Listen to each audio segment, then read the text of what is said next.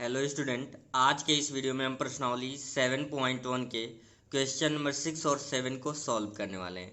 क्योंकि पिछले वीडियो तक हम लोगों ने क्वेश्चन नंबर 5 तक से सॉल्व कर लिया है। यदि आपने कोई भी वीडियो मिस किया हो तो इस वीडियो के डिस्क्रिप्शन में या ऊपर आई बटन में लिंक दे दिया गया है वीडियो को, आप वहाँ से जाके ज़रूर देख सकते हैं। तो चलिए क्वेश्चन नंबर 6 और 7 का सॉल्यूशन देखते हैं। जो क्वेश्चन नंबर 6 कह रहा है, निम्नलिखित बिंदुओं द्वारा बनने वाले चतुर्भुज का प्रकार यदि कोई है तो बताइए तथा अपने आगे देखते हैं। आगे ये कह रहा है अपने उत्तर के लिए कारण भी दीजिए। ये 3 पॉइंट्स दिए हुए हैं, मतलब एक क्वाड्रेंट के एक चतुर्भुज के शीर्ष दिए हुए हैं। अब चतुर्भुज किस प्रकार का है, इन बिंदुओं की सहायता से आपको बताना है।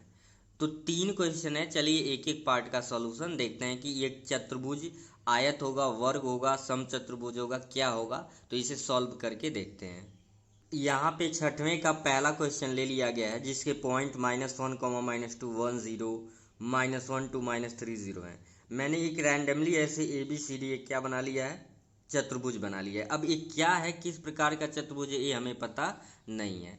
ठीक है, तो यहाँ पे हम क्या करने वाले हैं, देखिए E मान लिया है -1, -2, B मान लिया 1 0, C हो गया -1 2 और D हो गया -3 0। तो ये कैसे पता चलेगा, इसके लिए हमें क्या करना पड़ेगा, AB के बीच की दूरी, फिर BC के बीच की दूरी, CD के बीच की दूरी और फिर DA के बीच की दूरी हमें निकालना है। ठीक है, तो सबसे पहले हम किसके लिए सॉल्व कर रहे हैं, AB के बीच की दूरी निकाल रहे हैं। तो इसे मान लेंगे x1, इसे मान लेंगे y1, x2 और y2।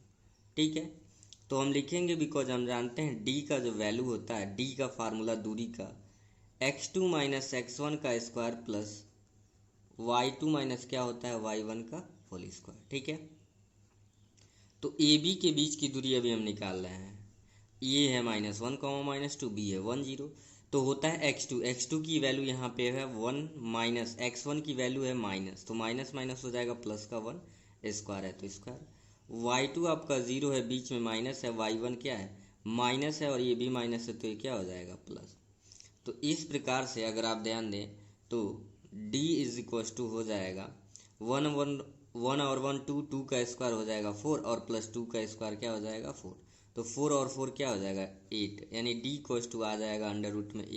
ये इतना ही रहने देंगे, आगे क्या लिख देंगे, मात्रक। ठीक है, d की वैल्यू क्या आ गया, 8 मात्रक। अब इसी प्रकार से हम क्या निकाल ले रहे हैं, BC के लिए, BC। तो अगर आप ध्यान दें, B के जो कोऑर्डिनेट्स है 1, 0 और C के जो कोऑर्डिनेट्स हैं यानी निर्देशांक जिसे बोलते हैं, x1 मानेंगे, y1 मानेंगे, x2 और y2। d हम जानते हैं, d इक्वल्स टू होता है √x2 माइनस x1 का square plus y2 minus y1 का स्क्वायर। बस d की वैल्यू यहाँ से निकालेंगे। x2 है -1, x1 है 1, बीच में माइनस, पहले से x1 की वैल्यू 1 है तो ये 1 हो जाएगा, स्क्वायर है तो स्क्वायर, प्लस y2 आपका 2 है और y1 आपका 0 है। तो d इज इक्वल्स टू -1 -1 -2, तो -2 का स्क्वायर हो जाएगा 4 और 2 में 0 सब्ट्रैक्ट करेंगे 2 और 2 का स्क्वायर करेंगे 4। तो यहाँ भी d की वैल्यू कितना आ गया, d की वैल्यू आ गया √8 और ये हो गया मात्रक। ये किसकी वैल्यू निकला है, BC का। क्या क्या निकल गया, AB निकल गया और BC निकल गया। ऐसे हमें क्या निकालना है, CD और DA निकालना है। तो लिखेंगे CD, तो CD यहाँ पे लिख दे रहे हैं। तो CD मतलब CD के बीच की दूरी, C के कोऑर्डिनेट चतुर्थांश दिए -1, 2 और D के जो चतुर्थांश दे रखे हैं -3, 0। ठीक है, अब यहाँ पे इसे x1 मानेंगे, इसे y1 मानेंगे, इसे x2 मानेंगे और इसे क्या मान लेंगे, y2। तो लिख लेंगे बिकॉज d हम जानते हैं √x2 माइनस, आप डायरेक्ट भी कर सकते हो लेकिन फार्मूला लिख लेने से गलत होने के चांसेस क्या हो जाते हैं, कम हो जाते हैं।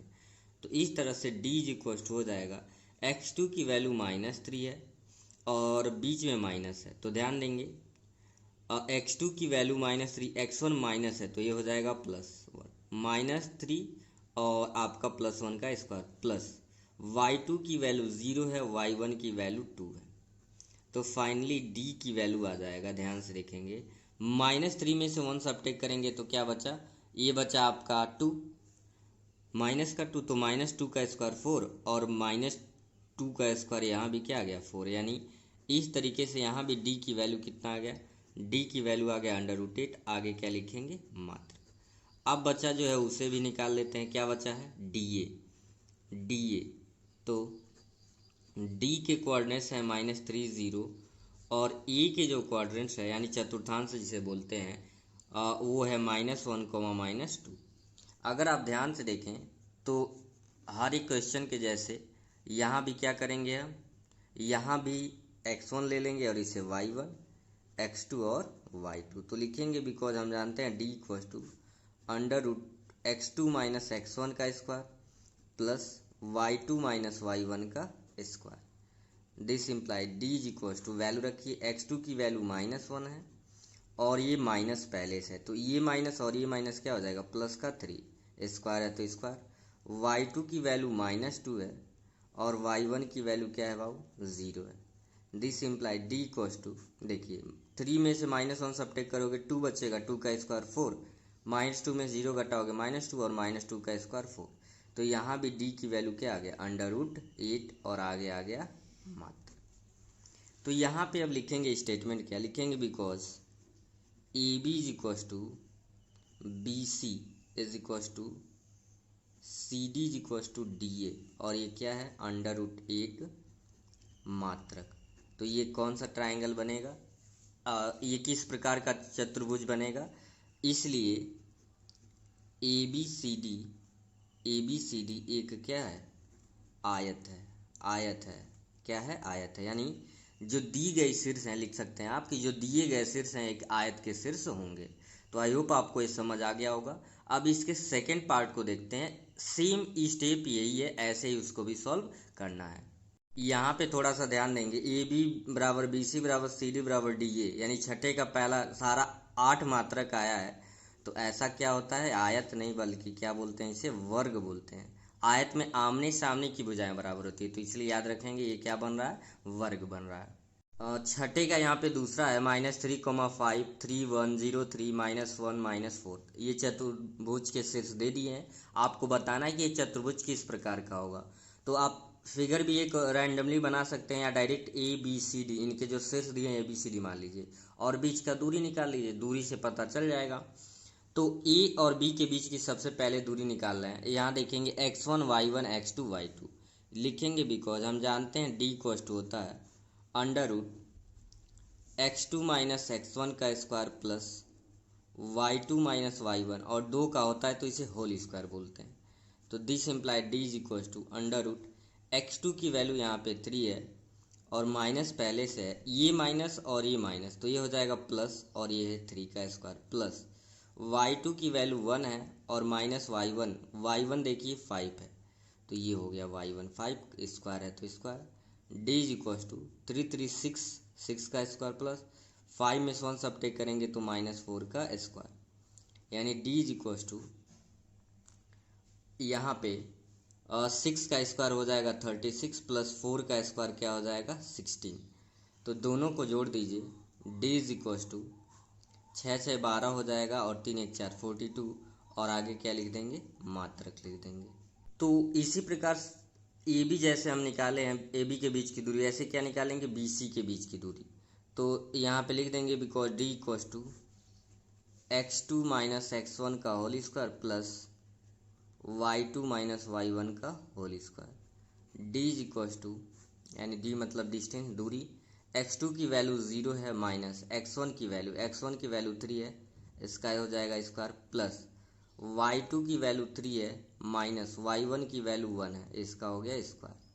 दिस इम्प्लाइज d = -3 का स्क्वायर हो जाएगा 9, जैसे 0 में -3 में 0 यानी कि -3, तो 3 का स्क्वायर 9, 3 में से 1 को सब्ट्रैक्ट करेंगे बचेगा 2, 2 का स्क्वायर 4। तो ये d = क्या आ जाएगा √13 और आगे क्या लिखेंगे मात्रक लिखेंगे, ठीक है। अब ऐसे क्या निकालना, AB हो गया बीच की दूरी, BC हो गया, अब निकालेंगे CD के बीच की दूरी और DA के बीच की दूरी। तो यहाँ पे लिख लेते हैं CD, सिर्फ CD लिख लेते हैं। तो CD का मतलब CD के बीच की दूरी की बात हो रही है। C के चतुर्थांश जी हैं 0, 3 और डी के चतुर्थांश है -1, -4। ठीक है, तो यहाँ पे x1, y1, x2, y2 थोड़ा प्रोसेस लेंदी है, लेकिन स्टेप इसके क्या है आपको आसानी से समझ आ जा रहा होगा। हम जानते हैं d की वैल्यू होती है, यानी दूरी का फार्मूला x2 - x1 का स्क्वायर प्लस y2 - y1 का square. This implies d is equals to, देखिए x2 की वैल्यू अगर हम रखें, x2 की वैल्यू क्या है -1, बीच में -1 है, x1 की वैल्यू 0 है, स्क्वायर है तो स्क्वायर, प्लस y2 की वैल्यू -4 है और माइनस में 3 है, square. This implies d is equals to, देखो बाबू -1 में 0 सब्ट्रैक्ट करोगे -1 और -1 का स्क्वायर 1 होगा, -4 - 3 होगा 7 और 7 का स्क्वायर क्या होता है 49। 7 का स्क्वायर क्या हो जाता है 49 हो जाता है। अब देखेंगे तो d की वैल्यू 49 और 1 कितना हो जा रहा है 50 और आगे क्या लिख देंगे मात्रक लिख देंगे। ठीक है, अब एक चीज़ जो बचा है वो है आपके DA के बीच की दूरी। तो यहाँ DA, तो D का जो वैल्यू है -1, वैल्यू का मतलब उसके निर्देशांक, और A जो है आपका -3,5, x1, y1, x2, y2। तो लिखेंगे because D is equals to x2 - x1 का स्क्वायर प्लस y2 - y1 का square. This imply d is equals to x2 की वैल्यू -3 है, ये माइनस और ये माइनस, तो ये हो जाएगा प्लस, x1 की वैल्यू रख दिए, प्लस y2 5 है, माइनस ये माइनस हो जाएगा +4। तो d इज इक्वल्स टू, ध्यान से अगर देखें -3 + 1 यानी कि -2 का स्क्वायर 4 प्लस 5 और 4 9 और 9 का स्क्वायर होता है 81। तो d इज इक्वल्स टू क्या आ जाएगा 85 और आगे क्या लिख देंगे मात्रक लिखेंगे। ठीक है, तो आप यहाँ सारा डिस्टेंस देखिए, यहाँ पे कुछ 42 यूनिट यानी मात्रक आया, यहाँ BC आया 13 मात्रक, फिर CD आया √15 और D कितना है 85 मात्रक। तो बस यहाँ पे बेसिकली लिख देंगे कोई भी बराबर नहीं है, यानी ABCD एक क्या लिख देंगे चतुर्भुज नहीं है, चतुर्भुज नहीं है। वैसे तो चतुर्भुज के शीर्ष ये हो सकता है, लेकिन ये कोई पर्टिकुलर काइंड का चतुर्भुज नहीं है, जैसे ना तो आयत बना रहा है, ना तो वर्ग बना रहा है, ना तो समांतर चतुर्भुज बना रहा है। तो इसलिए हम बेसिकली लिख देंगे ABCD एक चतुर्भुज नहीं है, यानी दी गई शीर्ष बिंदुएं एक चतुर्भुज के शीर्ष नहीं है। ऐसे भी आप क्या कर सकते हो लिख सकते हो। अब इसका जो छठे का जो आपका तीसरा पार्ट है, ऐसे ही खुद सॉल्व करके कमेंट सेक्शन में बताना है कि वह क्या था, आयत था, वर्ग था या समांतर चतुर्भुज था, क्या किस प्रकार का वो चतुर्भुज है। ठीक है, तो हम चलेंगे क्वेश्चन नंबर 7 पे। आप कमेंट सेक्शन में ज़रूर कमेंट करके बताएंगे क्या आया। क्वेश्चन नंबर 7 देखते हैं, कह रहा है कि x अक्ष पर वह बिंदु ज्ञात कीजिए जो 2, -5 और -2,9 से समदूरस्थ है। समदूरस्थ हैं और क्या कह रहा है x अक्ष पे। तो ध्यान देंगे, अगर कभी भी x अक्ष पे कोई बिंदु कहता है तो हम मान लेंगे x अक्ष पर बिंदु का निर्देशांक x, 0 है जो 2, -5 और -2,9 से समदूरस्थ है। x एक्सिस पे कोई बिंदु होने का मतलब y एक्सिस का कोऑर्डिनेट की वैल्यू 0 है। अगर यही y एक्सिस कहता तो क्या मानते 0, y मानते। तो ये याद रखेंगे। तो ये कह रहा है कि कोई x एक्सिस पे बिंदु है, तो मान लिया गया है कि हमने मान लिया है कि x, 0 है, और ये कह रहा है कि ये दो बिंदुओं 2, -5 और -2,9 से समदूरस्थ है, इसकी वैल्यू बतानी है। समदूरस्थ का मतलब A से लेके M के बीच की दूरी और B से लेके M के बीच की दूरी क्या है आपस में सेम है। तो हम दूरी का कॉन्सेप्ट यूज करेंगे, लिखेंगे अकॉर्डिंग टू क्वेश्चन AM के बीच की दूरी, AM के बीच की दूरी बराबर BM के बीच की दूरी, BM के बीच की दूरी। तो दूरी का फार्मूला तो वही लगेगा, ये होगा आपका x1 y1, ये दोनों के लिए x2 y2, इस पॉइंट के लिए भी होगा और इस पॉइंट के लिए भी होगा, यानी ये कॉमन है, इस पॉइंट के लिए भी x2y2 हो जाएगा और इस पॉइंट के लिए भी। जैसे दो बिंदु के बीच दूरी यही ना होता है, तो ये x1y1 मानेंगे और इसे x2y2 मानेंगे, फिर इसे x1y1 इसे x2y2। ठीक है, तो x2 माइनस x1 का square plus y2 minus y1 का स्क्वायर, फिर वहाँ भी x2 माइनस x1 का whole square plus y2 minus y1 का होल स्क्वायर। अब वैल्यू को रखते हैं, ध्यान से रखेंगे। देखिए x2 है आपका x माइनस x1 की वैल्यू 2 है स्क्वायर। ये चैप्टर बहुत आसान है, आपको 2-4 फार्मूले बस क्या होने चाहिए, याद होने चाहिए, जो आपके इंट्रोडक्शन के वीडियो में ही बता दिया गया था। y2 की वैल्यू 0 है, y1 माइनस है और ये माइनस, तो ये हो जाएगा प्लस, स्क्वायर है तो स्क्वायर। फिर यहाँ पे x2 की वैल्यू की बात करें तो आपका x है। अब ये bm ले रहे हैं तो x2y2 होगा, ये x1y1 ये होगा, और x1 की वैल्यू -2, तो ये माइनस और वो माइनस हो जाएगा प्लस, और बीच में प्लस y2 की वैल्यू 0 है, y1 आपका क्या हो जाएगा 9 का स्क्वायर। ये रूट से रूट को क्या कर देंगे, कैंसिल कर देंगे। ठीक है, आगे ध्यान से देखेंगे, x - 2 का स्क्वायर यहाँ पे बचेगा, और 0 में 5 ऐड करेंगे तो 5 ही बचेगा, इज इक्वल टू यहाँ बचेगा x + 2 का स्क्वायर और प्लस 0 में 0 - 9 यानी कि -9 का स्क्वायर।